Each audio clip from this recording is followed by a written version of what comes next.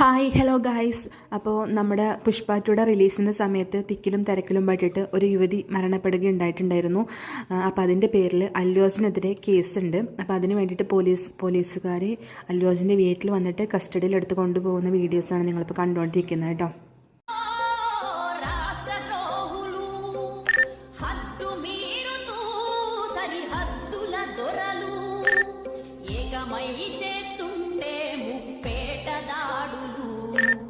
ఐదు కోట్ల జన రక్షణ నీ ప్రాణ